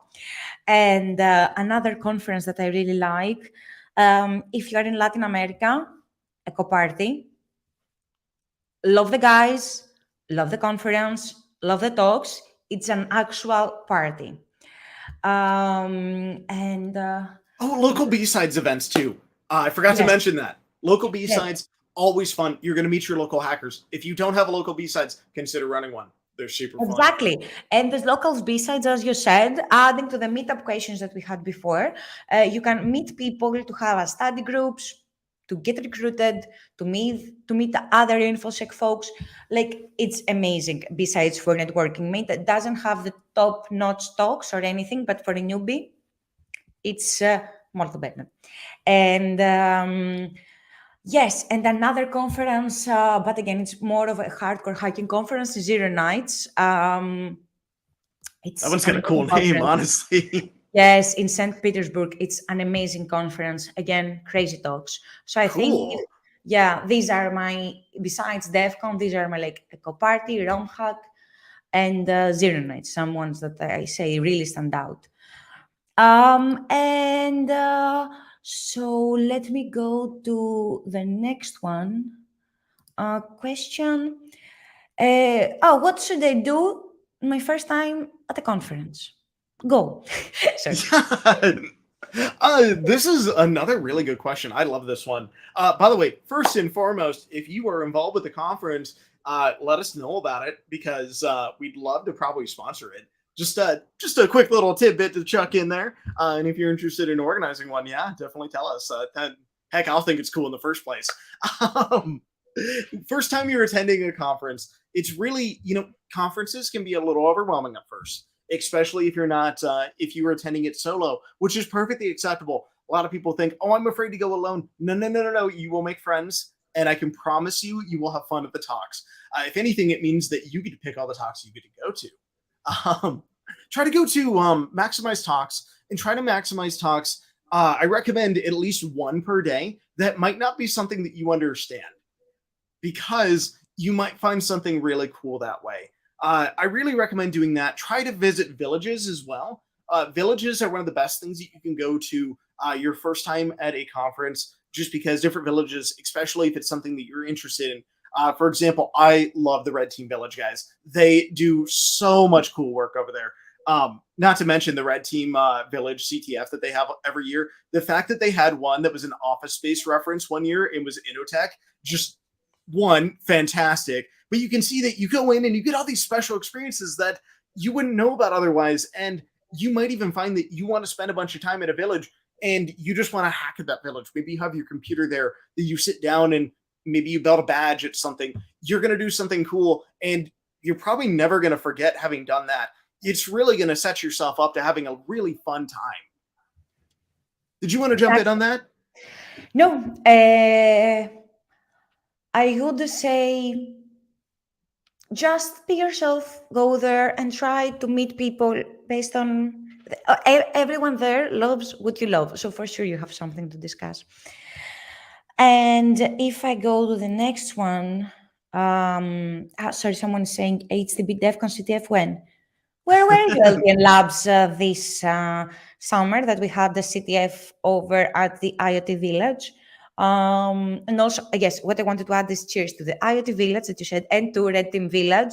Pornei, I don't know if you see this, but we love you. And Trevor from IoT Village. Yes. And the next question is, how can I get started in presenting? Yeah. Oh my gosh. I love this question just because presenting can be so daunting for so many people, especially if you're like me and, you went through school and then presentations were not fun. You get used to them and you start doing them and say, well, this is something that I have to do for a grade. City sex, again, local security groups, or even just presenting with your friends. Presenting in those safe spaces, I'm a big believer in the idea of finding safe spaces that you can mess up. And that may sound a little weird. Where would you find a space that you can go and mess up? But it means that you can go through and you can experiment. I can promise you that some of my first presentations, they were given at City Sex, and I'm sure they weren't great. I'm sure that they weren't wonderful, but you have fun and you learn. You get to start finding how you move around if you enjoy a podium. If you enjoy being able to move around when you talk, if you're like me that you like to talk with your hands, or I walk around the room and I'll point at things and I'll say, oh, you should go look at this. Or, you can have that those interactions, and going through in a small space with local security groups, odds are you're speaking in front of 20 people. That's such a safe environment. And it's such a good thing. You're putting yourself out of your comfort zone and, talk about something you're comfortable with. It doesn't have to be complex. I went to a presentation the other day on military, like how the military talks about cyber here in the US. That was just cool. I work in the private sector. That was cool. It was something I hadn't heard about. And it was a pretty basic presentation, but I learned things. The presenter did a great job. And I'm sure the presenter had a wonderful time just because they talked about something that they knew. And they probably, there are a lot of things that as an individual that others might not know that you can give really fascinating talks on. Exactly. And there are two things that I have to say for presenting. Is the first one is, I think I have told it also to my team, you are not a designer. No one is expecting from you to create the best and the most beautiful and aesthetically pleasing presentation. What you have to do is to focus and put 1, 2, 3 bullet points of what you have to say, and be there to present all those info. Just that. 3 bullet points, each slide, done. Maybe a screenshot, maybe not if you need a poke, and try to know what you're going to talk about. And fake it till you make it. Huge. Huge advice. You would have Stay such a big thing there, though, and it's don't gold plate things. We as hackers like to do that.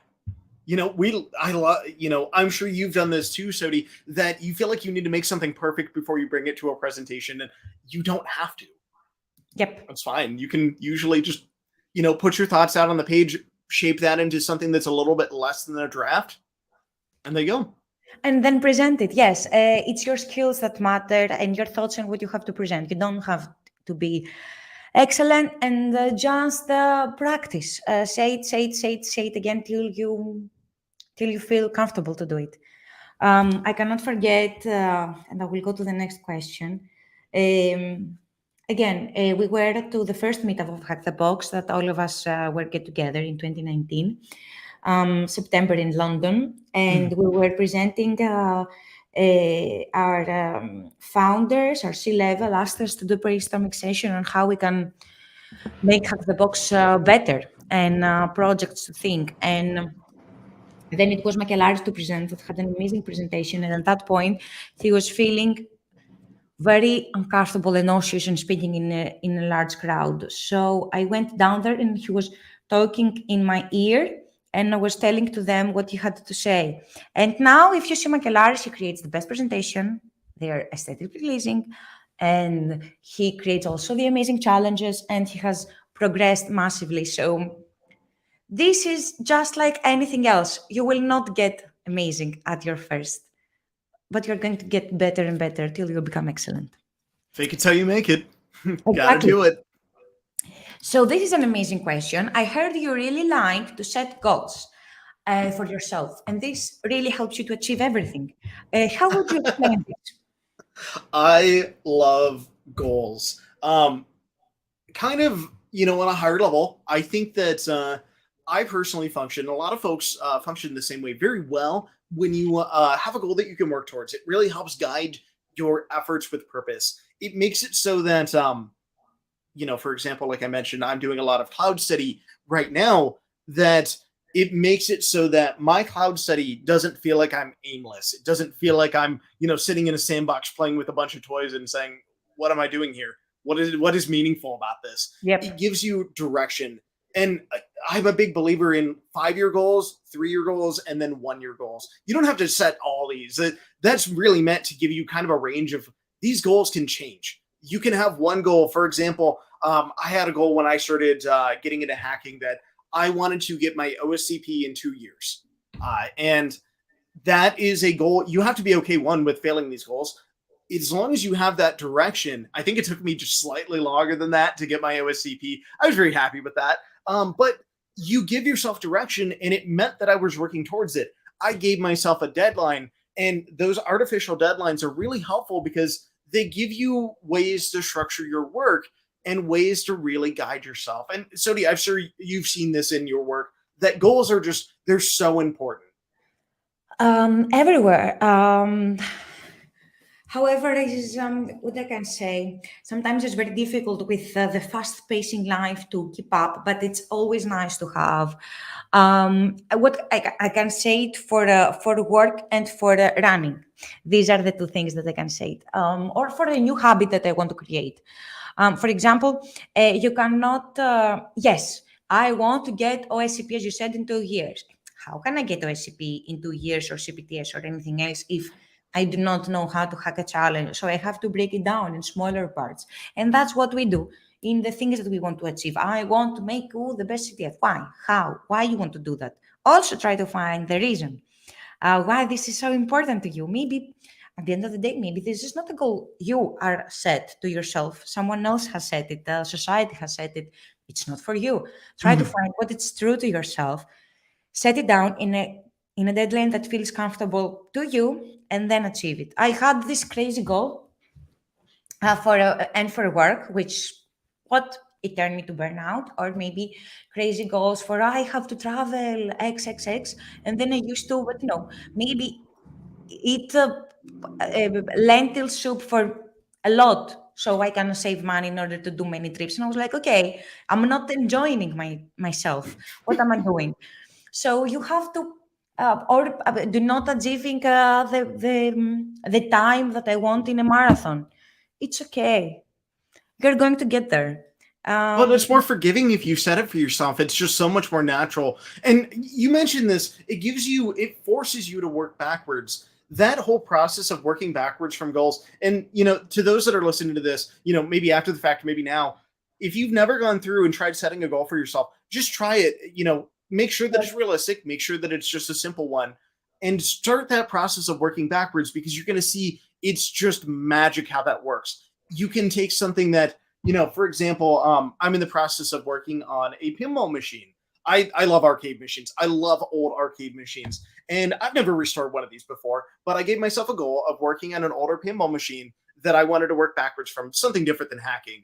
And it's difficult, but it gives me that process. I can work backwards from things that I do, from where I'm, figure out where I'm at. So, figuring out stencils and things like that.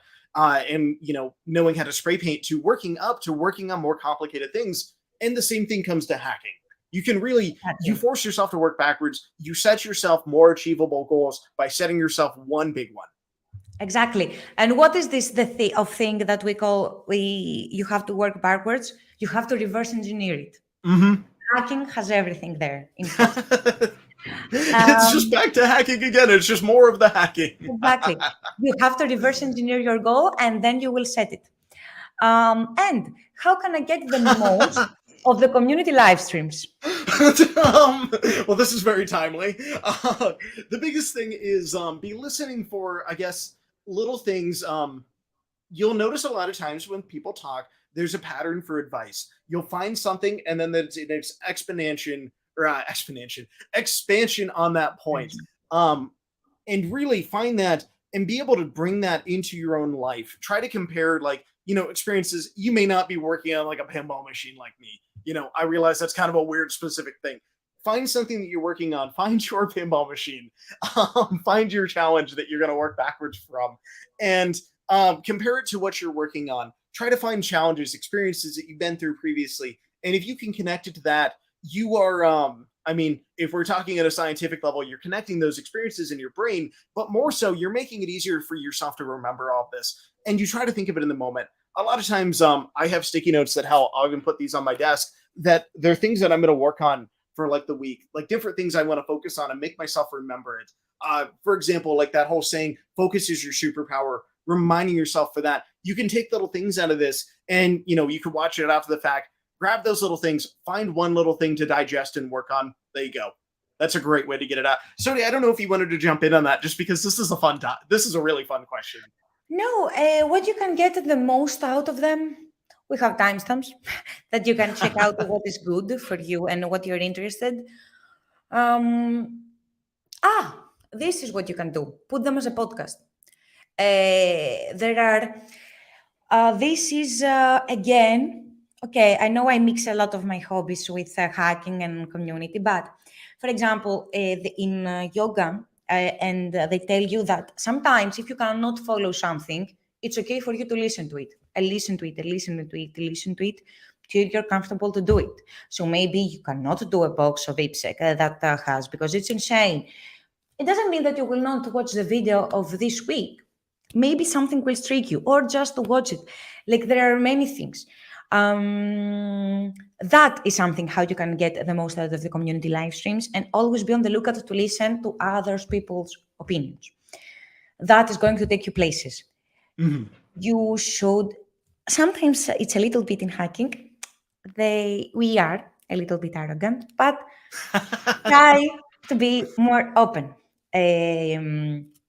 The world has succeeded because many people have different ideas. So that's why it's the papers of the community, and that's why we do these talks. Let's go to the final question, but not final, because we have some start questions. Mm-hmm. So where should a fresher start from boxes to keep up with the current trend? This is a great question. It's almost like, how do you broach Hack the Box for the first time? Exactly. If you haven't, if you're new to hacking, or maybe just new to the Hack the Box platform, I love Starting Point. It is one of my favorite pieces of content that we have out there, just because it's such a fun little lab. It is a great way to get started. Academy is another really fun point, but going through Starting Point, remember, one thing to keep in mind with that is those machines, you can go through and do some looting and some other fun things with that. But remember that they're not, it's a lab overall. You'll find things on one machine that might be used on another. So just one thing to keep in mind with that. But starting point's awesome. Retired boxes. If you've never done a box before, this is how I started actually. I would go through and I would pull up IPsec videos, and I would pause them and I would go and do what he just did. And I would go through and run the commands, make sure I had the tools installed. Maybe I get to the point where I had trouble getting a tool installed. I would just watch the rest of it, or if it was a tool that just gave me a little bit of info, I'd make sure that I understood what was going on there, but I would hack along with IP. You can go pick someone that you can go and hack with, and, maybe it's a video that I put out or something. Go follow that video, pause it, and you can essentially just have a study buddy there.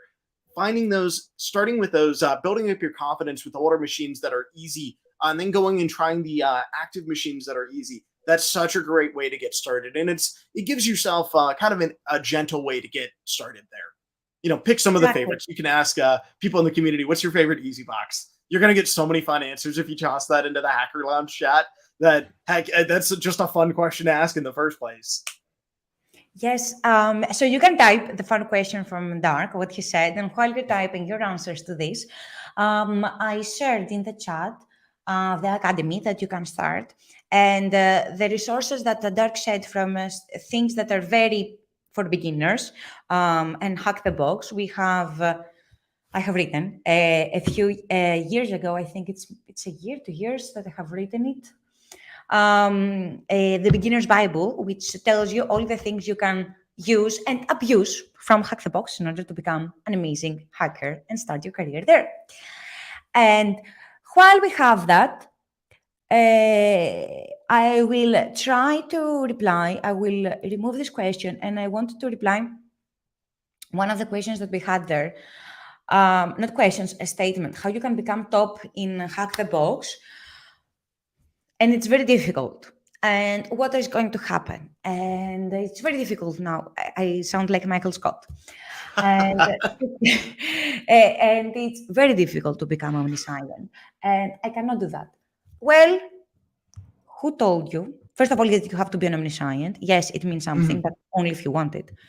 You can still be an amazing hacker and not be an omniscient. But also, something is coming from Hack the Box.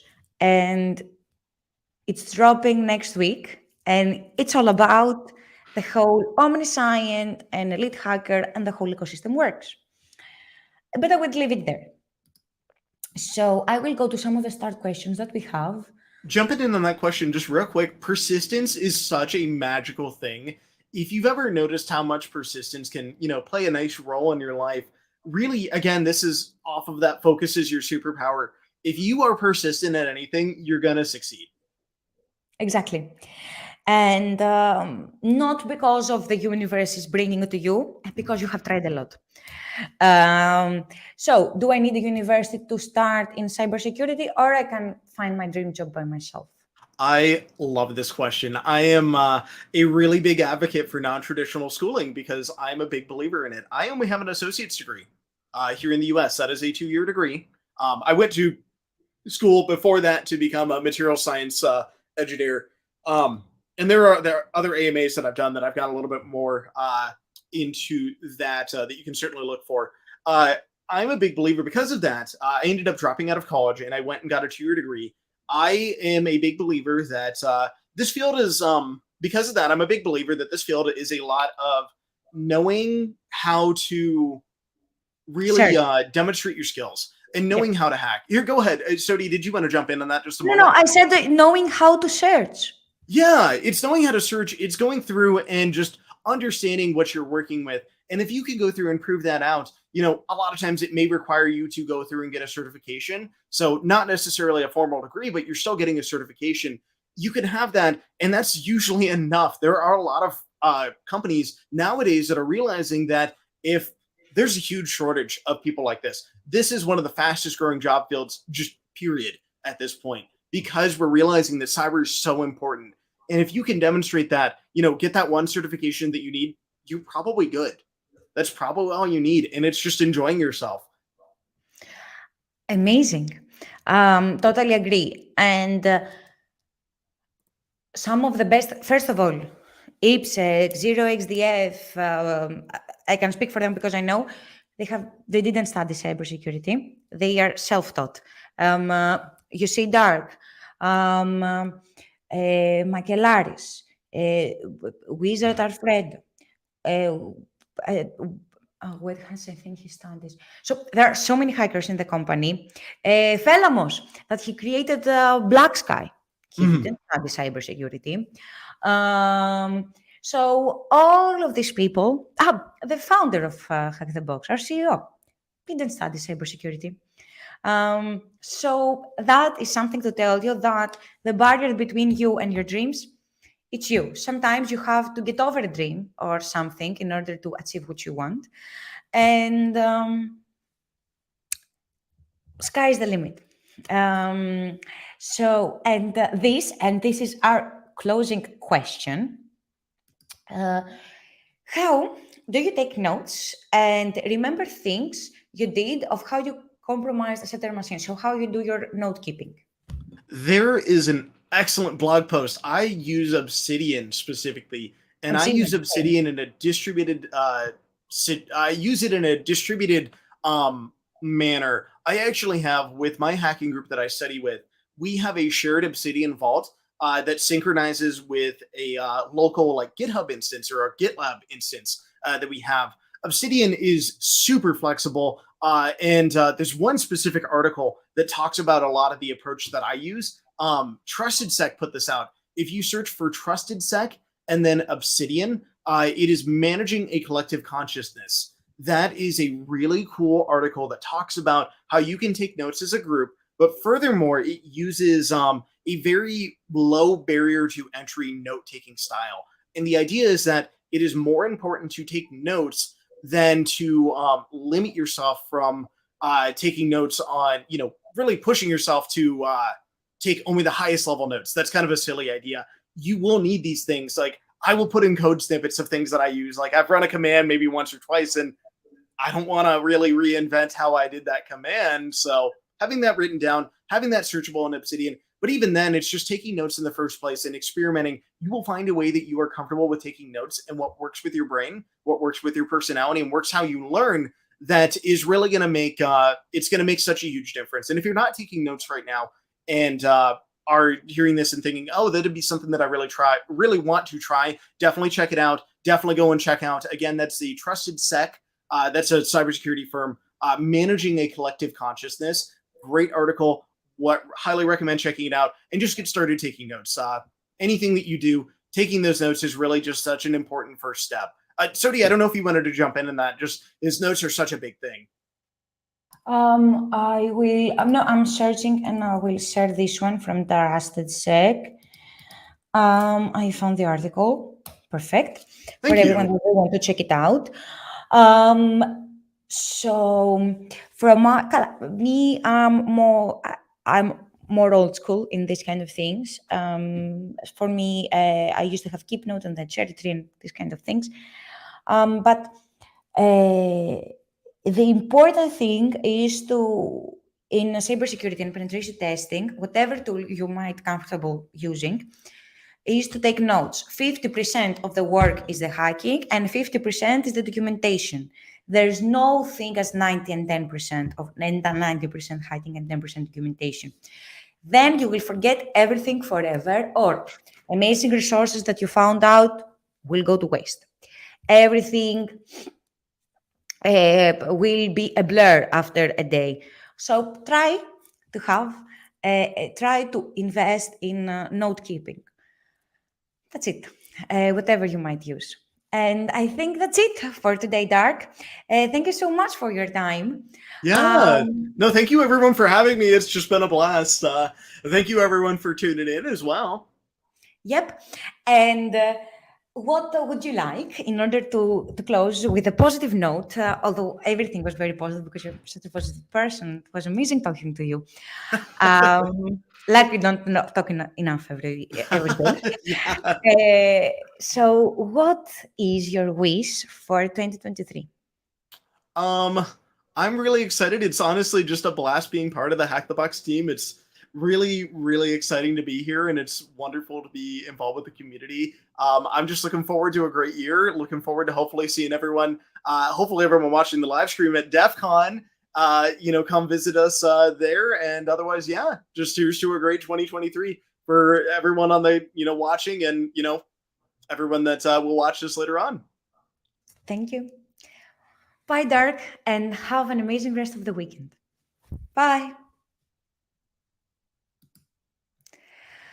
And that was it for the AMA of today. It is Saturday, 11th of February. Thank you so much, all of you, for tuning in. As Dark said, we do not take it for granted. If you have any questions about that or something that you want to follow up, there is a place to go that all of your answers will be answered. All of your questions will be answered is our Discord server. So make sure to go there. Thank you all for tuning in. And exciting things are coming from Hack the Box. Yes, something that I said about the ranking. And something else, Cyber Apocalypse has launched. I don't know if you have heard about it. We posted on our CTF, and it is our amazing competition, global competition that they do every year. Almost $35K in prizes. It includes also cash. If you want, go to ctf.hackthebox.com to join, and a lot of more teasers are going to come out in the next weeks. Have an amazing rest of the weekend. Wait for the box release, is a few hours ahead of us, and have an amazing day. Bye.